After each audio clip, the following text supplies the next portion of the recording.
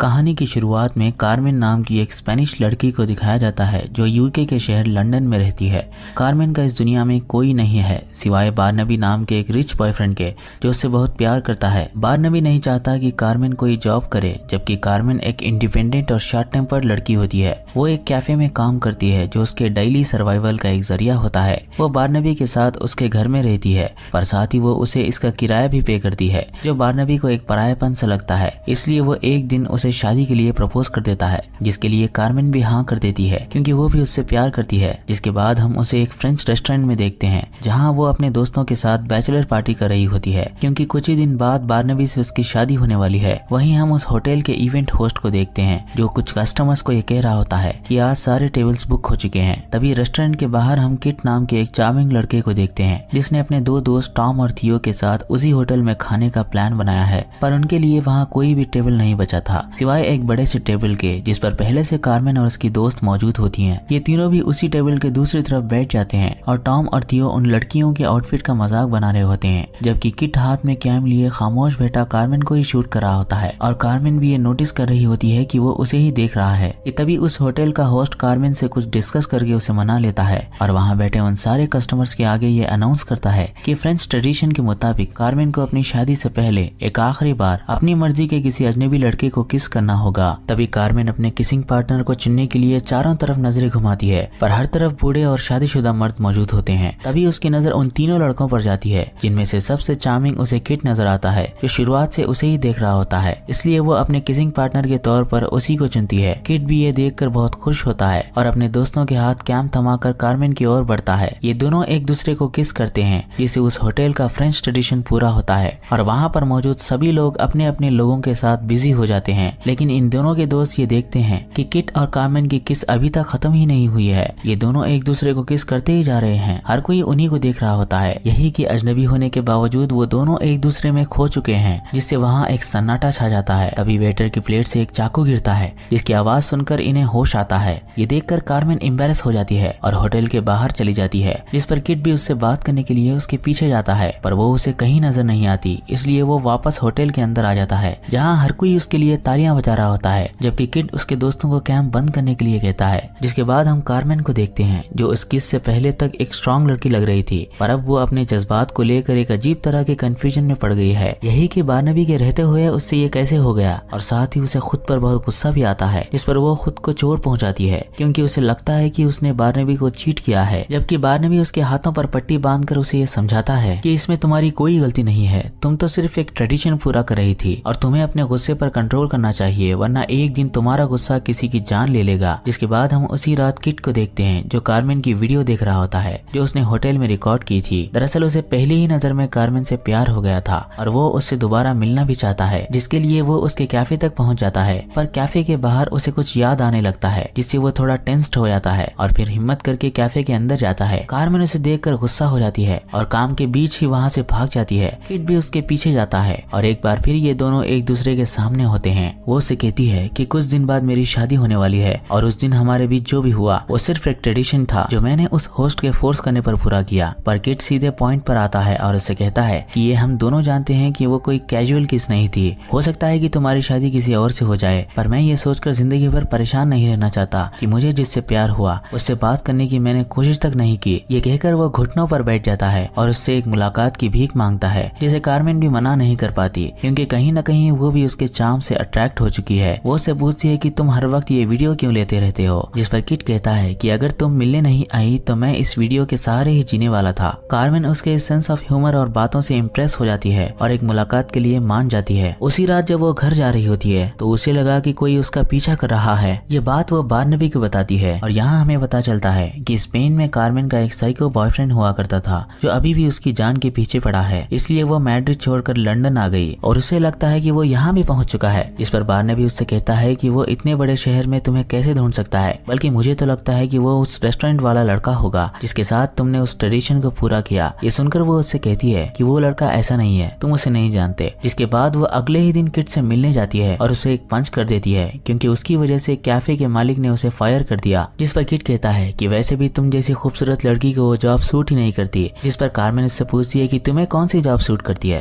Kit एक गरीब लड़का होता है, वो सड़कों पर बिलबोर्ड की तरह खड़ा रहता है है, पर वो कार्मेन से कहता है कि मैं एक एक्टर हूँ, पर तुमने मुझे पंच करके मेरा चेहरा बिगाड़ दिया और मुझे अपनी तरह अनएम्प्लॉयड बना दिया। कार्मेन को उसका सरकाज़म बहुत पसंद आता है। तभी वो देखती है कि उसका खून बह रहा है, जिस पर वो उसे एक मेडिकल स्टोर ले चलती है और उसकी चोट को साफ करती है। लेकिन ये करके भी उसका गिल्ट दूर नहीं होता, इसलिए वो कॉन्ट्रडिक्टरी काइंडनेस के तौर पर उसे खाना खिलाने के लिए उस होटल ले जाती है जहाँ वो पहले भी काम करके निकाली जा चुकी है। वो एक ऑक्युपाइड रूम के नंबर पर महंगा खाना ऑर्डर करती है और ये दोनों एक हिडन स्पॉट में बैठकर उस खाने को एंजॉय करते हैं। तभी एक सिक्योरिटी गार्ड उन्हें देख लेता है, जिससे वो उठकर वहाँ से भाग जाते हैं। पर एक जगह कार्मेन पकड़ी जाती है, जिससे उसे मैनेजर के सामने पेश किया जाता है। तभी मौका देखकर किट उसे बचाने के लिए उस होटल का फायर अलार्म प्रेस कर देता है, जिससे वहाँ हंगामा मच जाता है। इसी बीच कार्मेन उसे लेकर पीछे के रास्ते से निकलती है और वाइन की 2 बॉटल्स लेकर वहाँ से भाग जाती है। जिसके बाद कार्मेन उसे कहती है कि मैंने तुमसे मदद नहीं मांगी, फिर भी तुमने मेरी मदद की, इसका बदला मैं ये वाइन की बोतल देकर चुकाना चाहती हूँ। ये कहकर वो उसे एक वाइन की बोतल दे देती है। तभी किट देखता है कि उसे ठंड लग रही है, पर वो अपना कोट होटल में ही छोड़ आए, जिस पर वो उसे अपना कोट पहना देता है। तभी कार्मेन इन दोनों के बीच बढ़ रही क्लोजनेस को नोटिस कर लेती है और वहाँ से जाने लगती है। पर जैसे ही वो घर जाती है, बार्नाबी उससे पूछता है कि तुमने ये किसका कोट पहना है और तुम्हारा कोट कहाँ है। कार्मेन उससे कहती है कि ये मेरी दोस्त का कोट है और मैं अपना कोट कैफे में ही भूल आई। तभी बार्नाबी उठ करता है और उससे कहता है कि चलो हम तुम्हारा कोट ले आते हैं। जिस पर कार्मेन उससे पूछती है कि तुम्हें अचानक ये हो क्या गया है। जिस पर बार्नाबी उससे कहता है कि मैंने कैफे पर कॉल किया था, मुझे पता चला कि उन्होंने तुम्हें आज सुबह ही फायर कर दिया। कार्मेन उससे कहती है कि तुम मुझ पर जासूसी क्यों कर रहे हो। जिस पर बार्नाबी उससे कहता है कि मैं तुम पर शक नहीं कर रहा, मुझे तुम्हारी फिक्र है, क्योंकि तुम्ही ने तो कहा था कि कोई तुम्हें फॉलो कर रहा है। कहीं ऐसा तो नहीं कि ये सिर्फ तुम्हारी एक बनी बनाई कहानी है। ये सुनकर कार्मेन को बहुत बुरा लगता है, पर बार्नाबी का गुस्सा भी जायज था, क्योंकि कार्मेन ने उसे कोट के बारे में झूठ बोला था। अब वो किट का कोट वापस करने के लिए उसके घर जाती है, जहाँ किट उसे देखकर सरप्राइज हो जाता है। वो उससे पूछता है कि तुम्हें मेरा एड्रेस कैसे मिला। जिस पर वो उसे उसके वाटर सप्लाई का बिल दिखाती है। वो उसे घर के अंदर बुलाता है, जिसे देखकर वो ये कहती है कि तुम्हारा घर मुझे अपने घर की याद दिलाता है। इसके बाद वो वहाँ से जाने लगती है कि तभी किट उससे कहता है कि तुम्हारी दी हुई वाइन अभी भी मेरे पास है। इस पर ये दोनों वाइन पीने का प्लान बनाते हैं, जिसे वो कार्मेन को मग में सर्व करता है, जिसे देखकर वो उससे कहती है कि मेरे पापा भी वाइन मग में ही पिया करते थे। तभी वो दोबारा उसकी वीडियो लेने लगता है, जिस पर वो उससे पूछती है कि तुम ऐसा क्यों करते हो। जिस पर किट कहता है कि बस इतना समझो कि यादें इकट्ठा करना मेरा काम है। जिस पर कार्मेन कहती है कि उन यादों को लेकर क्या करोगे जिनका कोई फायदा नहीं। तभी किट उससे पूछता है कि बार्नाबी क्या करता है। जिस पर कार्मेन उससे कहती है कि वो कुछ नहीं करता।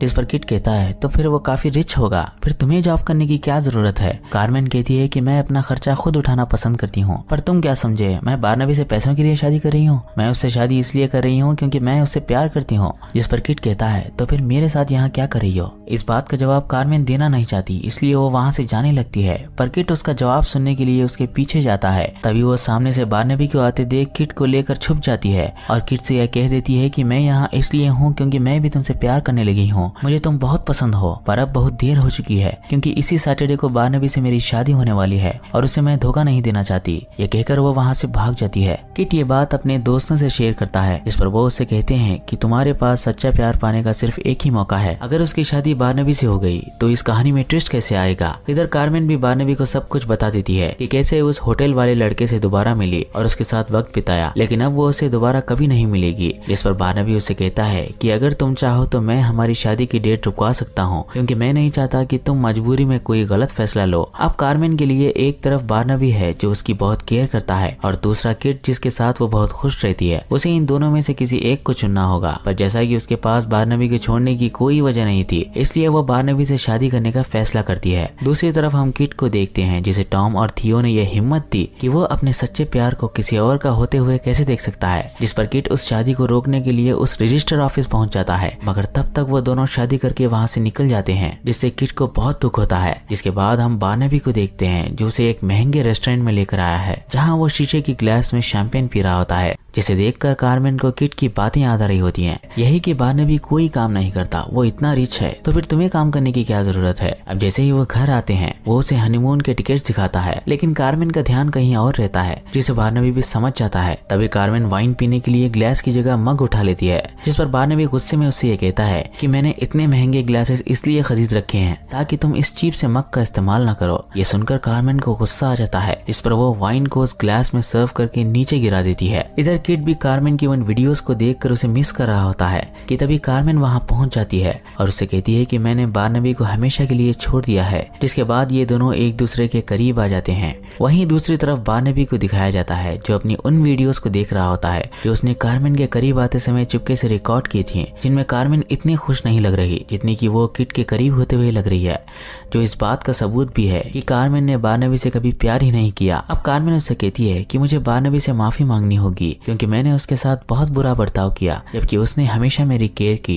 यह कहकर वो बारनबी के घर जाती है पर उस वक्त बारनबी बहुत गुस्से में होता है। वो उसे मनाने की कोशिश करती है पर वो उस पर भड़क जाता है जिससे वो उदास होकर सड़क पर बैठ जाती है। तभी हम बारनबी को देखते हैं जो कैमरा के आगे रोते हुए ये कहता है कि मेरे पास सब कुछ होते हुए भी मैं अधूरा हूँ क्योंकि वो मेरे साथ होकर भी मेरे साथ नहीं थी। ये कहकर वो खुद को शूट कर लेता है। थोड़ी देर बाद कार्मेन ये देखती है कि पुलिस की कार उसी के घर की तरफ जा रही है जिससे वो उसके घर की ओर बढ़ती है और अंदर जाने पर उसे पता चलता है कि बारनबी ने खुद को खत्म कर लिया है। ये सुनकर वो डर जाती है और सीधे किट के घर जाकर उससे कहती है कि बारनबी ने खुद को खत्म कर लिया है, ये मेरी ही वजह से हुआ है, मैंने उसे धोखा दिया इसलिए उसने खुद को खत्म कर लिया। ये सुनकर किट और भी पैनिक हो जाता है और उससे कहता है कि इसकी वजह तुम नहीं बल्कि मैं हूँ क्योंकि मुझे पैसों की जरूरत थी। जिस पर कार्मेन उससे कहती है कि ये तुम क्या बोल रहे हो, मुझे कुछ समझ नहीं आ रहा, ये क्या हो रहा है। तभी कहानी कुछ दिन पीछे जाती है और हम किट को देखते हैं जो एक स्ट्रगलिंग एक्टर होता है और एक फिल्म के लीड हीरो का ऑडिशन देने पहुंचा है जहां पहले से टॉम और थियो मौजूद होते हैं जिनसे वो पहली बार मिला है, यानी कि वो उसके दोस्त नहीं है बल्कि वो इस अपकमिंग फिल्म के प्रोड्यूसर्स होते हैं। तभी हम एक लंबे चौड़े आदमी को देखते हैं जो इस फिल्म का डायरेक्टर है और ये और कोई नहीं बल्कि कार्मेन का बॉयफ्रेंड बारनबी होता है जो किट को अपना नाम फोर्ड बताता है। वो किट को एक कहानी सुनाता है जिसमें एक खूबसूरत लड़की होती है जिसका पहले से एक अमीर बॉयफ्रेंड होता है। तभी एक चार्मिंग लड़के की एंट्री होती है जिस पर वो लड़की अपना दिल हार बैठती है। उस चार्मिंग लड़के का रोल तुम प्ले करोगे। किट को यह कहानी काफी अच्छी लगती है जिस पर वो उसे आगे की कहानी पूछता है। फोर्ड कहता है कि ये तुम तय करोगे कि आगे क्या होगा, यानी ये एक रियलिटी सिनेमा है लाइव क्रिकेट मैच की तरह जिसमें लड़की को नहीं पता कि उस पर फिल्म बन रही है और तुम इस कैम के जरिए अपने साइड की फिल्म रिकॉर्ड करोगे।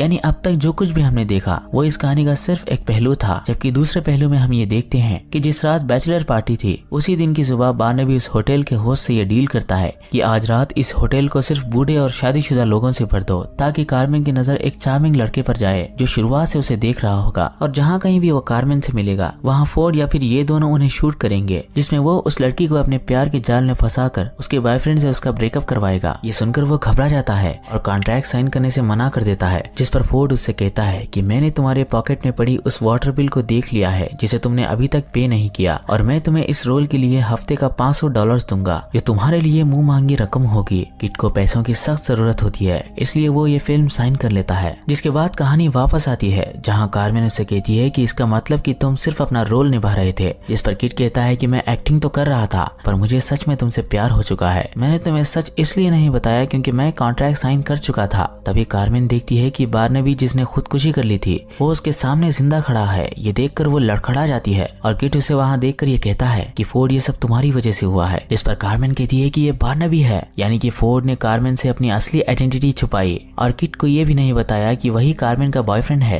कार्मेन उससे कहती है कि तुम जिंदा कैसे बचे, जिस पर फोर्ड उससे कहता है कि मैं भी तुम दोनों की तरह इस फिल्म का एक किरदार हूँ। किट उससे कहता है कि मैंने तुम जैसा गिरा हुआ आदमी कभी नहीं देखा जिसने सिर्फ एक फिल्म बनाने के लिए खुद का ही ब्रेकअप करवाया। जिस पर फोर्ड ये कहता है कि तुम कौन से दूध के धुले हो जिसने एक शादीशुदा औरत के साथ मजे लिए। ये कहकर वो उसे उसका शेयर दे देता है। तभी किट उससे कहता है कि मेरा कॉन्ट्रैक्ट यहीं खत्म हुआ, अब तुम अपना कैम लेकर यहाँ से निकल जाओ। जिस पर फोर्ड ये कहता है कि वीडियोस ना सिर्फ इस कैम में बल्कि तुम्हारे घर में लगे इन कैमरास से भी रिकॉर्ड हुई हैं। ये कहकर वो अलग अलग जगहों से कैमरास निकालता है और उन दोनों को उन्हीं की लव मेकिंग वीडियो दिखाकर कार्मेन से ये कहता है कि सच तो ये है कि एक पल के लिए भी तुमने मुझसे इस तरह से प्यार नहीं किया जिस तरह तुम किट से करती हो। ये कहकर वो रोने लगता है जिससे कार्मेन को उस पर तरस आ जाता है। तभी वो अचानक से नॉर्मल होकर ये कहता है कि ऐसे इमोशनल सीन्स मेरी फिल्म के लिए बहुत काम आएंगे। ये देखकर कार्मेन उससे कहती है कि तुम पागल हो चुकी हो। जिस पर फोर्ड उससे कहता है कि जिसका बाप पैसा कमाने में बिजी था, जिसकी माँ को किटी पार्टी से फुर्सत ही नहीं थी, जो बचपन से नौकरों के हाथ पला, वो पागल नहीं तो और क्या होगा। मैं लोगों के ताने सुन सुनकर थक चुका था कि मैं जिंदगी में कुछ नहीं कर सकता, पर उन्हें नहीं पता कि मैंने आज क्या कर दिखाया है। देखना एक दिन तुम दोनों मेरा शुक्रिया अदा करोगे। तभी किट उससे कहता है कि तुम कार्मेन की परमिशन के बगैर ये फिल्म रिलीज नहीं कर पाओगे।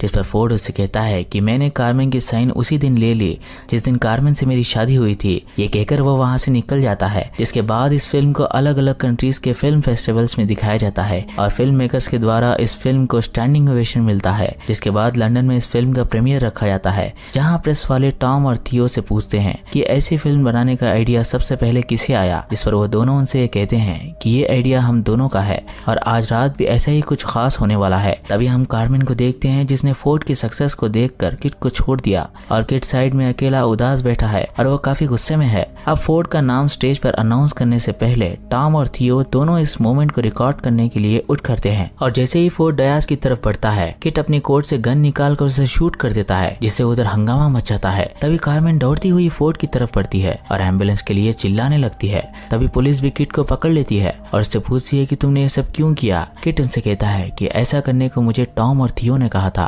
जैसा कि रियल लाइफ में मैंने फोर्ड की गर्लफ्रेंड छीन ली, उसी तरह रियल लाइफ में फोर्ड ने अपनी कामयाबी से मेरी गर्लफ्रेंड को फंसा लिया। इसी जलन को नजर में रखते हुए मुझे एक नकली गन देकर फोर्ड को शूट करने के लिए कहा गया, जो मैंने किया, जो कि एक पब्लिसिटी स्टंट था। जिस पर पुलिस कहती है कि तुम्हारी गन तो नकली थी, फिर फोर्ड को असली गोलियां कैसे लगी। जिस पर किट उनसे कहता है कि मुझे नहीं पता, पर इस बात का जवाब शायद टॉम और थियो के पास होगा, आप उनसे पूछ सकते हैं। तभी टॉम और थियो को बुलाया जाता है और उनसे किट की नकली गन दिखाई जाती है, जिसे वो पहचान लेते हैं। फिर उनके सामने एक और गन रखी जाती है जिसे टॉम नहीं पहचानता, पर थियो उस गन को देखकर घबरा जाता है। तभी खबर मिलती है कि फोर्ड मर चुका है। ये सुनकर उन दोनों के होश उड़ जाते हैं। पुलिस उनसे पूछती है कि बताओ तुम दोनों ने फोर्ड को क्यों मारा। जिस पर टॉम ये कहता है कि आपके पास इस बात का सबूत क्या है। जिस पर पुलिस उन दोनों को उन्हीं के कैंप से रिकॉर्ड की हुई एक वीडियो दिखाते हैं, जिसमें टॉम ये कह रहा है कि जल्दी से लोड करके फोर्ड को शूट कर, वरना ये मौका हाथ से निकल जाएगा। तभी कुछ सेकंड बाद थियो के हाथ में वही गन दिखाई देती है जिसकी गोलियों से फोर्ड मरा है। थियो उनसे कहता है कि मैंने उसे नहीं मारा। इस पर पुलिस उससे कहती है कि ये साबित करने के लिए तुम एक अच्छे से लॉयर को हायर कर लो, पर तब तक तुम दोनों जेल में सड़ोगे। तभी कहानी कुछ मिनट्स पीछे जाती है, जहां हम किट को देखते हैं जिसने अपनी कोट से गन निकालने से पहले कार्मेन को एक इशारा किया है। जिस पर कार्मेन अपनी बैग से गन निकालती है और किट के बराबर फोर्ड पर गोलियां चलाती है और फोर्ड की तरफ दौड़ते समय उस असली गन को थियो के कोट में डाल देती है। तभी थियो को उसके कोट में कुछ फर्क महसूस होता है और जैसे ही वो उस गन को बाहर निकालता है, वो उस कैमरा में रिकॉर्ड हो जाता है और वो उस गन को फेंक देता है। इसके बाद हम कार्मेन को देखते हैं जो उन ग्लव्स और बैग को जला देती है और दोबारा अपने बॉयफ्रेंड किट से जा मिलती है। यानी कि किट और कार्मेन का प्लान फोर्ड को शूट करके उस गन को थियो की जेब में डालना था, पर टॉम और थियो इतने बदकिस्मत निकले कि वो गन उनके कैमरा में रिकॉर्ड हो गई। इसमें गौर करने वाली बात ये भी है कि हम गन और कैमरा इन दोनों को ऑपरेट करने के लिए दो सिमिलर वर्ड्स का इस्तेमाल करते हैं जो टॉम ने किया, यानी कि लोड और शूट। जिससे पुलिस को लगा कि वो गन को लोड करके शूट करने के लिए कह रहा है, जबकि वो कैम को लोड करके फोर्ड को शूट करने के लिए कह रहा था। इसके कुछ दिन बाद हम इन दोनों को देखते हैं जो फोर्ड के इस फिल्म की वजह से बहुत बड़े स्टार्स बन चुके हैं। इसी के साथ ये कहानी खत्म हो जाती है। उम्मीद है कहानी आपको पसंद आई होगी।